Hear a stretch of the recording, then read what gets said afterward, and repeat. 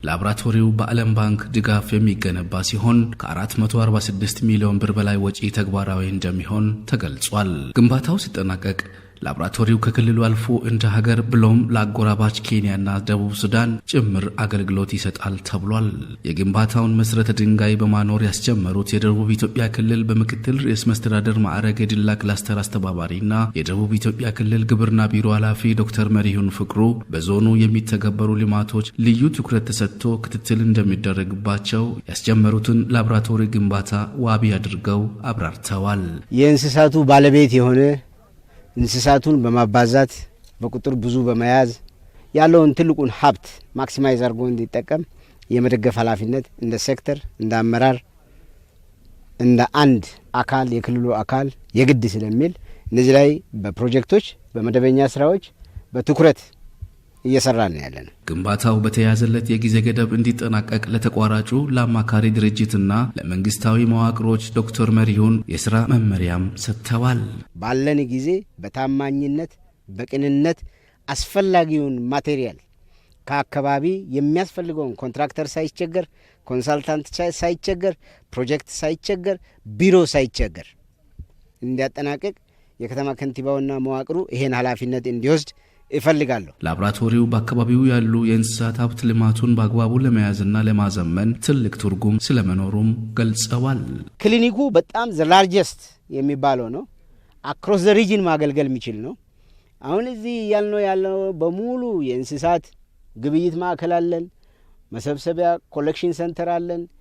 ኤክስፖርት 1.8 ሚሊዮን በአመት ስሞል ሩሚናንት አኒማል ኤክስፖርት እናደርጋለን እያልን ነው። ከዚህ ከቦርደር የሚመጣ በሽታ እንከላከላለን እያልን ነው። ፕሮባብሊ ኢትዮጵያ እያደገች ነው። በዚህ ወደብም ሊከሰት ይችላል። በዚህ ኤክስፖርት የምናደርግበትን መንገድ ሊከሰት ይችላል። ስለ ላብራቶሪው የደቡብ ኢትዮጵያ ክልል የአርብቶ አደር አደጋ ስጋት ቅነሳና አካታች የኢኮኖሚ እሴት ፕሮጀክት አስተባባሪ ዶክተር ስዩም መታፈሪያ አብራርተዋል። አሁን ይህ ተቋም በሚገነባበት ጊዜ ቀደም ሲል ከነበሩት ሪጂናል ላብራቶሪዎች በተሻለ ደረጃ የተሻሉ ዲፓርትመንቶችን የያዘና በርከት ያሉ ዲፓርትመንቶች እንደ ቫይሮሎጂ፣ ፓራሲቶሎጂ፣ ባክቴሪዮሎጂ፣ ኢሚኖሎጂ የመሳሰሉ ኤላይዛ ቴስት ምናምን የሚባሉ ብዙ ቴስቶች አሉ። እነዛ ቴስቶች መጀመሪያውንም አካባቢ በርካታዎች የሚሰሩ ቢሆንም ወሳኝ የሚባሉት ግን ላቦራቶሪዎች እንደምታውቁት ሳምፕል ወስደን ወደ ሰበታ ላቦራቶሪ ነበር ይዘን ምን ሄድ የነበረው። ሳምፕሎቹን ወረፋ ይኖራል፣ የጊዜ ጉዳይ አለ፣ ትራንስፖርቴሽን ችግር አለ።